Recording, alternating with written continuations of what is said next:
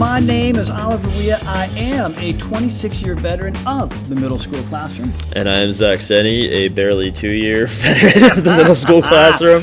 Oh, you still have spots.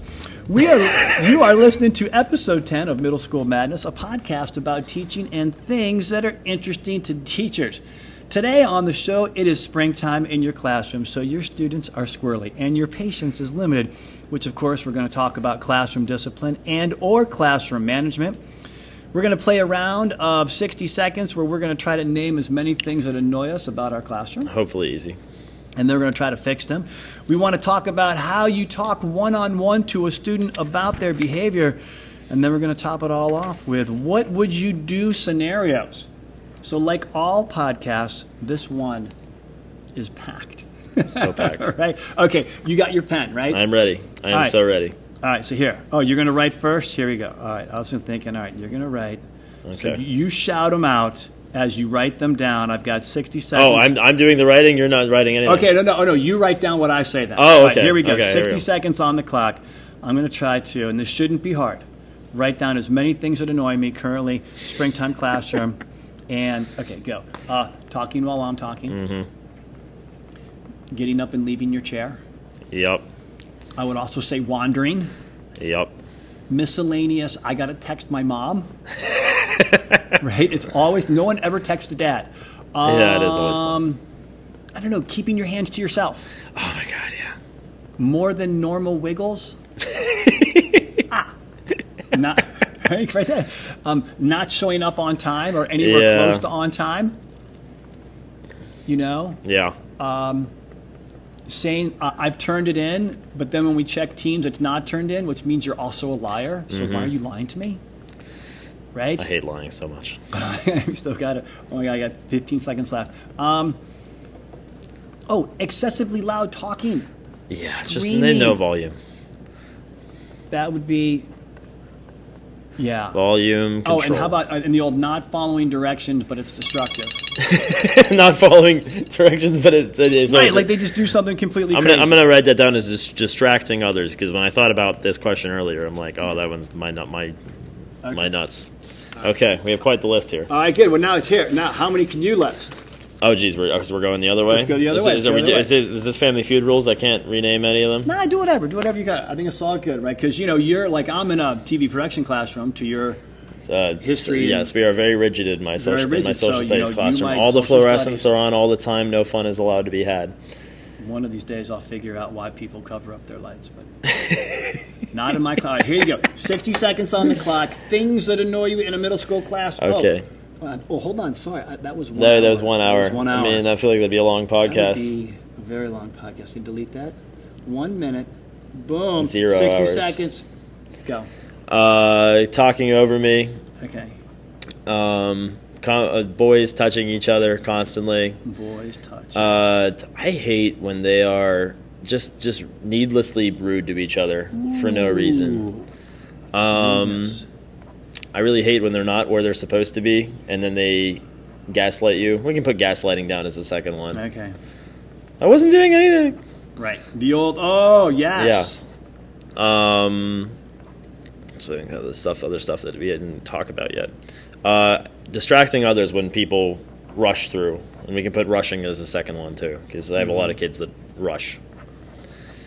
Not having a pencil blows my mind. I don't know how that happens. Uncharged laptop blows my mind. Oh my gosh, yes. We use them every day. Charge your darn laptops. We're out of time. And you're out of time. And you're out of time. See, this is a springtime classroom. It really is. Okay. So here we go. So the number one thing, like I said, and I always find it amazing, that it's a very simple rule, and you would think they would have learned this years ago, right? I talk, you listen. Right? We are here to help you. Yeah, and I love your laughter because it says that. Like, wait a minute, you guys have known this since kindergarten, yet I talk, you listen. What do you do? And you know what's really funny, especially with kids our level? Yeah. They all run into the room and they say, "What are we doing today? What are we doing today? What are we doing today?" If you sit and be quiet, right. I will happily tell you what we were doing today. Because you always love the enthusiasm. Like they seem by asking you, they've engaged with Yes, you. They want correct, to show and I up. appreciate it. And yet, 9 out of 10 times, the kid that asks the question is the first kid who's talking while you're talking. Correct, because they just want to put it out of their brain. They just want to move on to the next thing. So how do we as teachers in the springtime in our classroom, how do we solve the talking while I'm talking dilemma?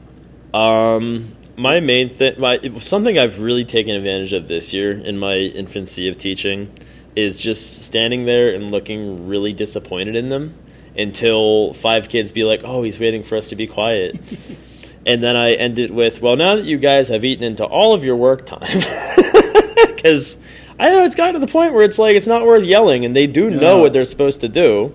And it's much more effective, I've seen, if they're policing each other than me policing them. Yeah. And there's only my period after lunch is the other one that I'll throw a theory out.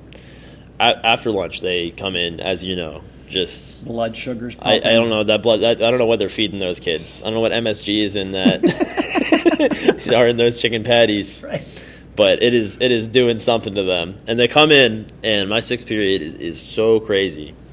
And what I have started to do is, if it is an extra level of crazy, and we have a lot to do, especially on a day where we're given notes, I'm like, okay, guys, it's one of those days. We're doing some deep breathing exercises. I literally have them sit there, and the kids that think they're too cool for school roll their eyes at me, but at least they shut up while everybody else does it. And I'm like, okay, I took a yoga class in college. I'm an expert.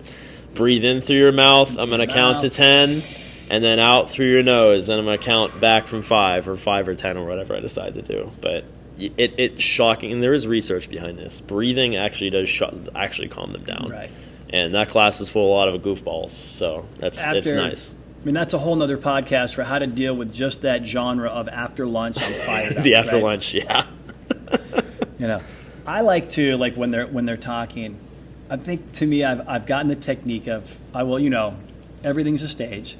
So then I will just walk and stand next to them. Yeah. I don't have to say anything. But it's the old, as you got the PowerPoint, you're just going to walk and you're going to just boom. Especially if there's one table that is always the one holding everybody back. Yeah. You could take any teacher on any planet, and if they had a seating chart, you'd be like, okay, where's your talkers? And even if you shuffled all the chairs around, you would still end up with a table full of... closest to where you're standing at the beginning of the class. Because they tend to be completely clueless. That, I think, is like technique number 1. The other one is I like to snap my fingers. I'll just be like... I got a bell. Right. Yeah. And if they're talking, then I'll kind of move in their vicinity, and then it's like... I know. Totally Pavlov dogs.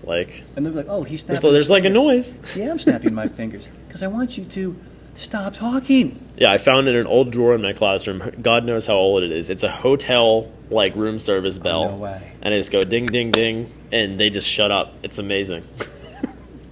Human behavior is great. You're very brave to put that out, because the theater and teacher in me is every time I bring it out, well, you know what happens. Ding, ding, ding, ding, ding, ding, yeah. ding, ding, ding. And it's just, and I'm like, okay. You'd be shocked.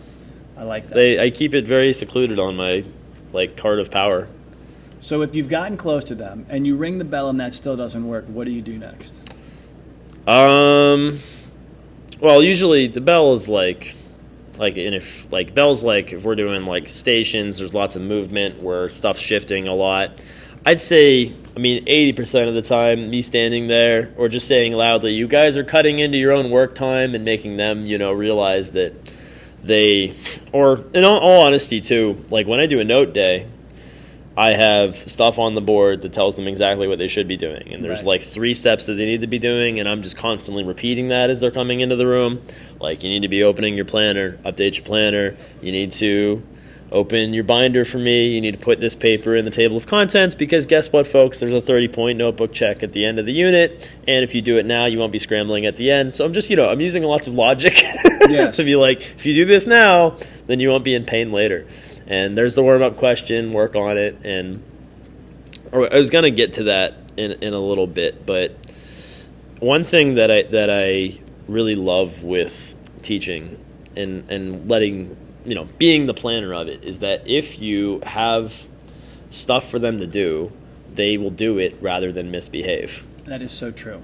right? Like if you plan something for them to do at the beginning of class and they have that routine every day, then they know what to do. I know, like, whenever we do a work day for me, I have recently but it's a wheel of music genres. Of course you have that. Yes. Yes. Yeah. Because last year, a thing that annoyed me is that constantly they were fighting over what music we should be putting on. It was a 10-minute discussion every day. Because I always have music on. I think it's great. It keeps me sane. It keeps them sane. Yeah. And every single day, I want to listen to Katy Perry. I want to listen to Kanye. No, we can't listen to Kanye. Kanye swears. Play the uncensored version. You know what the swear words are. Right. So now it's just a wheel of like 80 playlists, and somebody comes up, they rock, paper, scissors each other, they spin it 3 times, they pick whatever they get, and then they know it's time to work when the wheel has been spun. It's all about routine. And I like what you said. If you structure your class, especially in the middle school, where they have something to do, then when the classes already start, because they know the expectations, should a kid, it's now, we've gone past, I'm not talking, like the instruction period is done, but a kid then gets up and gets out of his chair, I always feel like, well, then you as the teacher can, guide them back by being like, okay, have you finished task number 1? Yes. Have you done task number 2? It's literally doing that today. Then why are you on the other side of the classroom right now? So-and-so, it has been 10 minutes. Why? You are just taking out your binder now. Right. And then they'll be like, oh, Mr. Sonny, because I don't have a pencil. When were you going to come talk? See, but this is the thing. I have systems for that, too. I got a bust of Julius Caesar on my desk, up on the cart. And they have pencils with my name on them. And they come up, they put their cell phone on the desk because they shouldn't be using it anyway. Okay. It's just collateral to make sure I get it back, and then they get a pencil. And they don't even ask me anymore. They just go and take one. That's good. So it's all about, routine. Yeah, routine does it. All right, let's go down to another one here on your list. The boys that are constantly touching the other guys. I think this is like to me, they're little lion cubs. It's a National Geographic special. I always picture, the Simba character. He's just rolling around with the twin Simba. But how do you stop that in class? I mean, I think that one's tricky because you don't want to overreact because then it's a scene and then they're embarrassed and yada, yada, yada. I mean, I just say flat out at the beginning of the year, expectation is you're not touching each other. It's kindergarten again. I know, right? It is. You gotta reinforce all these things. And, kids accuse me of using lunch detentions a lot, but especially since this year I just ever so happened to have my own kids for lunch duty, it's so easy to be like, you have lunch detention today, stop, you had your hands on his throat, or whatever. And, they're obviously 90% of the time they're roughhousing, but, I don't want it to ever get to a point where they take it too far, so... Spoken like a veteran. And that always, I think, is every teacher's worry. It's like, at that moment, it's fun. Yeah. But we all know there's that invisible quasi-line where, for whatever reason, probably the person getting touched is like, it was too hard. The motivation change on that last whack to my triggers head. That id of that lizard brain of, I am being attacked. Right. You're no longer my friend at that moment. I mean, even last week, there's kid in my class, and it started, he was literally whacking his friend in the head. And I'm like, hey, come over here. I'm like, I just want you to know, kindergarten rules, not mine, kindergarten rules. You don't hit your friends in the head. Oh, but Mr. Wea. I'm like, oh, but no. And to spiral off onto another thing, because these are directly interrelated, is the gaslighting, because they will lie to you straight to your face and say, I did not hit him. Right. And I don't deserve a lunch detention. It was just a joke, and yada yada yada. And do you know what I've discovered this year? Have I shown you? If I ever reach a point where I'm being gaslighted, and I know for a fact that it has happened, I have this on my belt. Oh, what do you got? It's a tiny violin. It is it's tiny. It's in fact the world's smallest violin, and then I play it for them.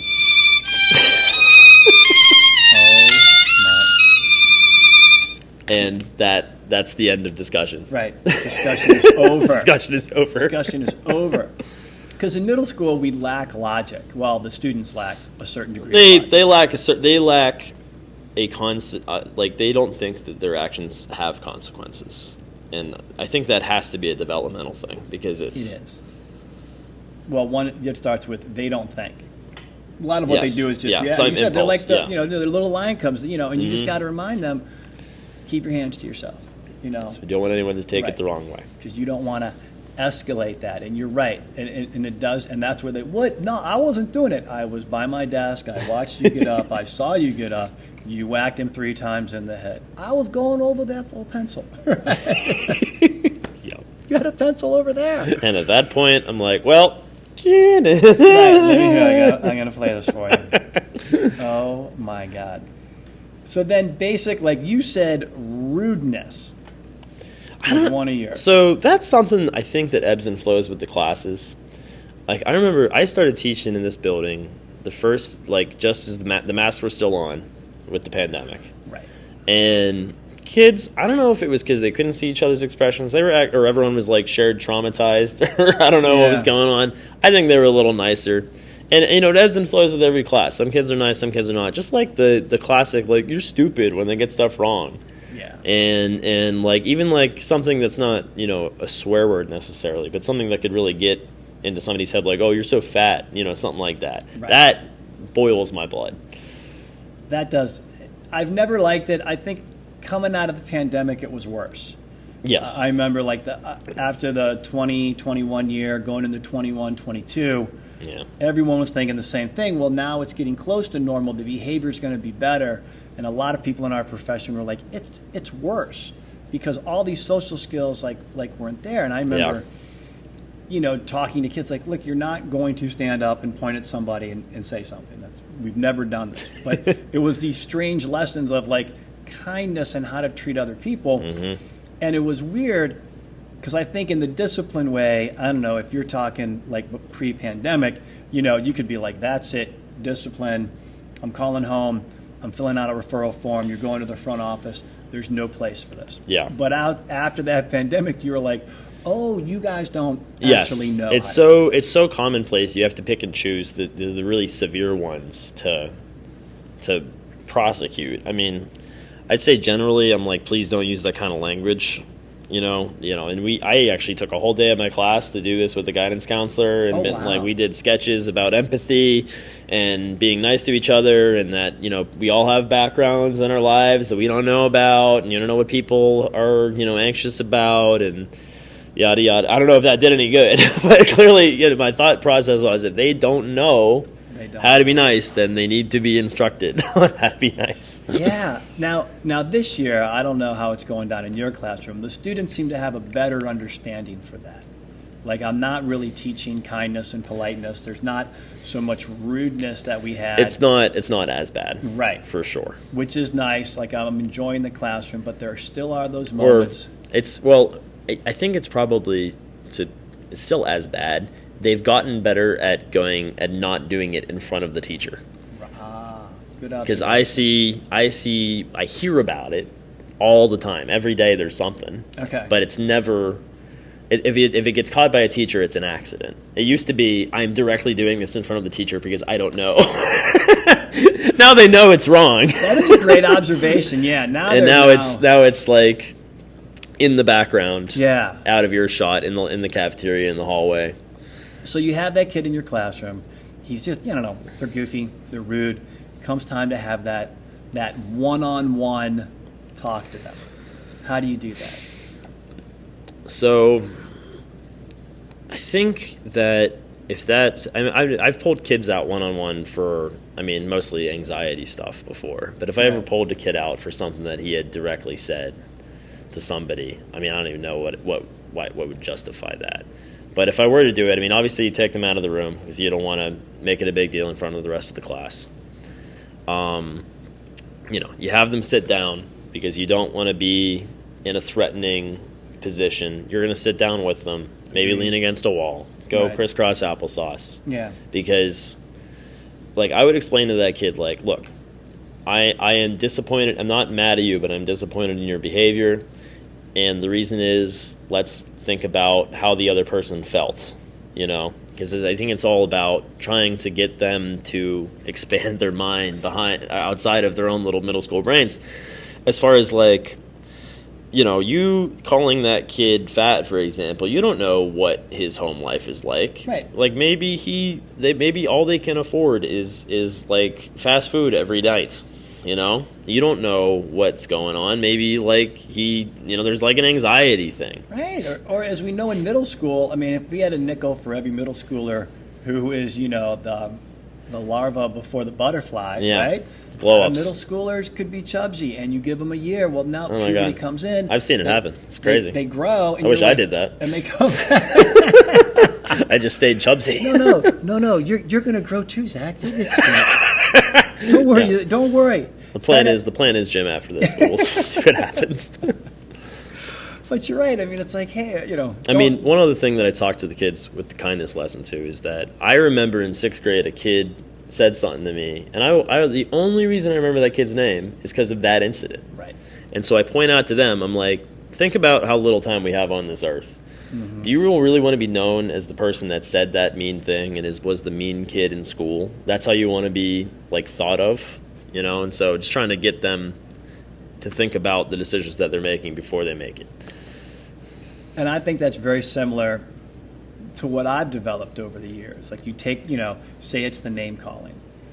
And when I come to that one-on-one, I love what you said. I got my director's chair, and I'll sit in my director's chair, which also will put me eye to eye with them. So usually, you're in between classes. Oh, you let them stand and you sit, and that's good too. Yeah, because I want to, a lot of times I just want to be calm. Yeah, you don't want to escalate it, And the joke that I say, which of course, once you say it's a joke, it's not funny, is like, what did I learn about you today in my classroom? Like, yeah. I like that. Like, what did you teach everybody in this classroom? Ooh. And then I go, I want you to know, people think, you show up here to learn from me. You taught me something about who you are today. What was that when you stood up and you called that student fat? And this strange method stops them in their tracks. I love it. That's hard. That's like I got chills. Like, right, and I'm amazed because it's like it stops them in their tracks. And I'll be like, then I like to go to the magic parent phone.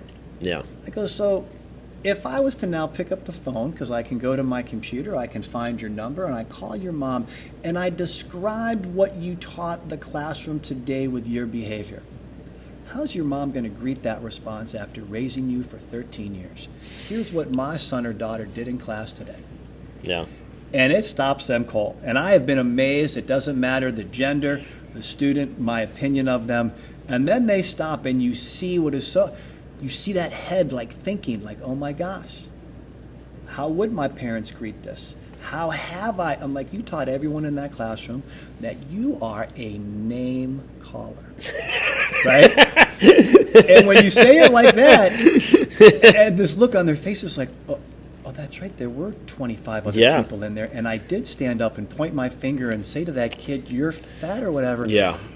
I go, like, you guys are not in a vacuum. You are in a class of 500 people, and you don't want to be known to all those 500 people. Yeah, and it's so true. And it's and strangely, those one-on-one conversations has worked. And then what I like to do is the old follow-up conversation. Yeah.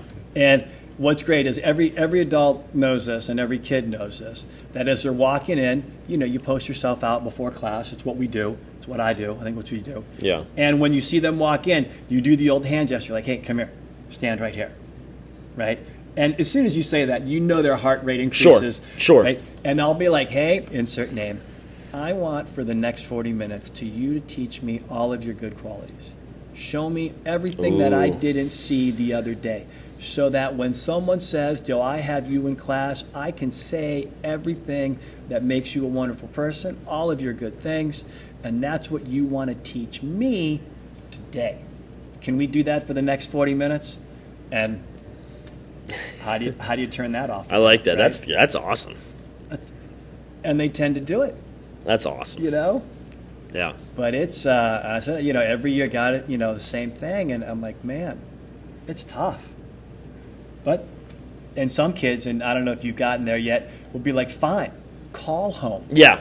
We've totally gotten those. And then, we've gotten ones where home's like, yeah, we don't know what to do. So at that point, it goes up there. Right. It's funny. I did have, and I called home and I talked about the students' behavior, like they were really not showing any interest in the class, so forth and so on. And the parent did say, we're really struggling right now with this student. And my advice was, well, not only have I been stuck here for 26 years, I go, hang in there. Yeah. Right? I'm like, just because they're struggling, and you might, but keep parenting, keep setting boundaries, keep talking to them every day, do all of these things so that when they eventually, and I think, figure out their social group, their likes, their dislikes, they find it, I go, but don't ever give up or throw the towel in there. I know in all the parent conversations that I've had, something that we always come back to is like 7th grade, which, is really what I do, is a huge, and 8th grade too, is a huge time of transition. Their body's changing, their interests are changing. I remember when I went into 7th grade, like I was like, I'm gonna be an architect, and then I, you know what I mean? Like I had my life figured out. It was like, architects, great. And I remember I was just reflecting on this the other day because we're discussing with kids about what a good friend is, and how friends don't treat friends badly. And I was thinking about how my complete group of friends that I had in elementary school, like lower middle school, completely changed to freshman year of high school, completely changed to senior year of high school, who are still my friends from senior year of high school. You know? I think by senior year, you figure it out, I guess. You got it out. You found your group, you found your niche, but as a parent, you just got to hang in there. Yeah. No, you got to be as consistent as we try to be. Right. Okay, let's play scenario time. Did you bring? I did bring some scenario. I brought two. You said bring two. All right, good. You bring it. You tell me your scenario, and then I will tell you how I would handle the discipline for those. Okay. One thing. I'll start with my second one because I think it's a more common experience. I've been blessed this year because my 8th period is actually reasonable. They are actually doing their work. They are actually coming in and getting the work. They are actually listening to me when I talk. Last year and the year before that and the year before that and all the way back into subbing every day, 8th period is a nightmare. Exactly. So what do you do to deal with that wild, I want to get out of here as soon as I possibly can, 8th period? Okay, that's a tough. Or is it a survival? Or is it a question of survival of your own mental health? Yes. Okay. Well, this is great because you're right. Springtime in a middle school with an 8th period class that may or may not behave on any given day. The one trick, and this goes back to your breathing technique, which I absolutely loved, is I found out if I took them for a 10-minute walk, as in the walk around our building, it worked. Right. Like that was number one. And it was so funny because I started doing this after our state mandated testing where, they would show up, they're completely out after 2 hours. They're zonked. I'm like, I took every class. It felt like taking a dog for a walk. It's true. But then they come back. It's like a little puppy with too much energy. It's insane. It's insane.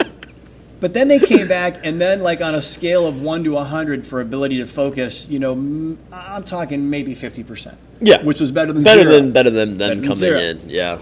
And I go back to what we said earlier. And then, especially in the springtime, if I constructed my class that was just structured enough so that everybody had something to do, you could then give the 5-minute talk of here's what you're doing. You could then disperse them through the winds of television production and give them just enough time to focus and then rotate and talk and get crazy and then focus again.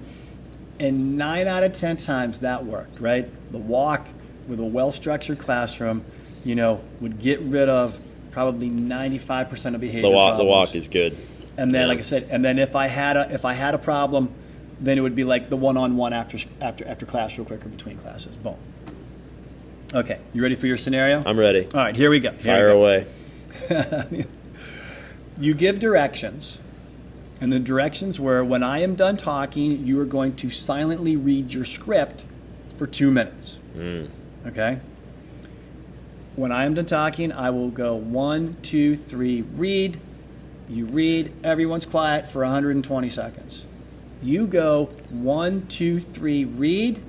The entire table stands up, grabs their camera, grabs their script, leaves the classroom and goes into the hallway.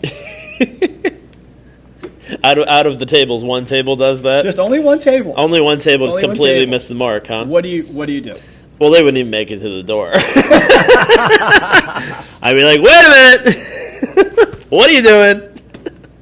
Okay, keep going. I don't want to say. I know. I mean, I do think it, like, if it was a class period that I had a lot of rapport with and that I could get away with this, I would just let them do it and then just let them deal with the consequences of that action, of them just being very confused, and point that out to them later. However, I think 9 times out of 10, I would physically have to go over there and herd cats and get them back to where they need to be, back into their corral.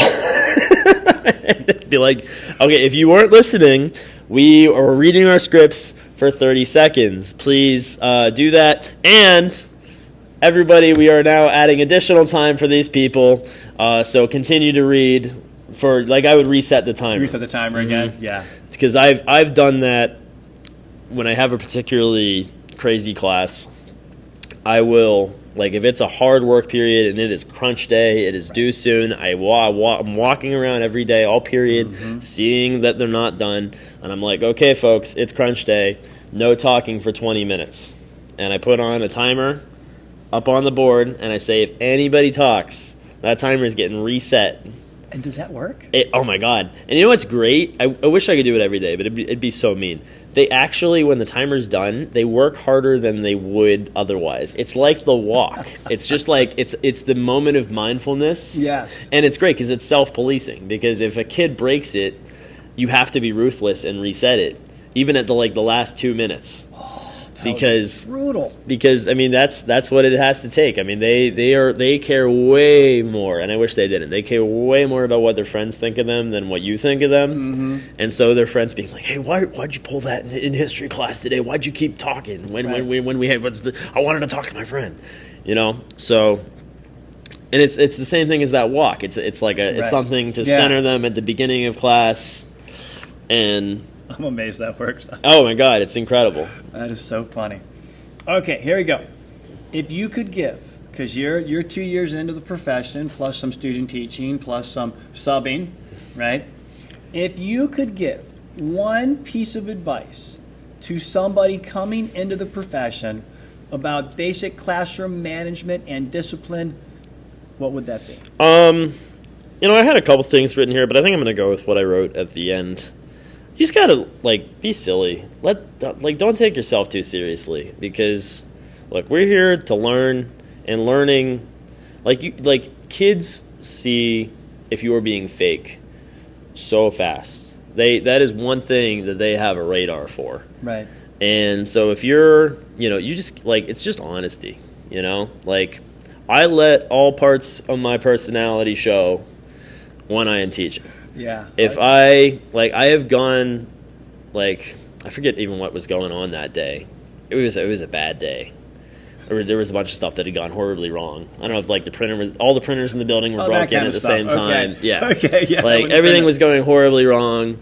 I had to stop swearing, and I had to get someone in trouble. I had taken a bunch of phones. It was a day. And my 7th period got in there, and I was like, look, guys, I'm up here. I am at my breaking point. Yeah. Please be on your best behavior, because I am going to lose it. And they do. They're like, okay, we got it. Right. Yeah. I mean, sometimes you do have to let them know, hey, look, I don't want to be mean or crabby or vindictive or just snap, but should that happen, you've been warned. Yes. You've been warned. And in all honesty, I'm not actually going to lose it. Right. But just letting, because they see it on your face. They all the time. They're like, Mr. Sendy, you look upset today. I'm like, yeah, it's like nobody has their work time. No one has it, right.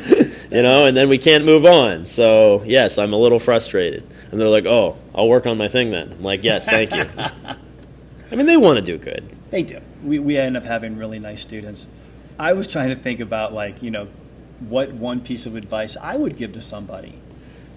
And I couldn't think of just one. Yeah, I had a bunch of stuff written down. Because it's really complicated. And I kept thinking, the only way to give advice about how to discipline or manage a class is to get in there and just do it. And probably just get everything wrong 100 times. Not be honest, lose your cool, try yelling, not talking to them about their behavior, letting them gaslight you. I mean, right? letting the little things explode. I've taken a new hobby with my 8th period this year because they're so good. Oh, yeah? I've been practicing gaslighting them. Hopefully they don't listen to this.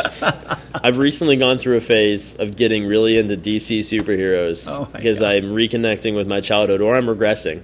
Whichever my non-existent therapist wants to diagnose me with. So I've been spending not all of my money, but a not indecent chunk of money on action figures. Oh my God. Of DC superheroes, and I'm sticking them up on top of the one cabinet in my room. I like this. And every day I've been every other day, every couple days, I'm adding another one.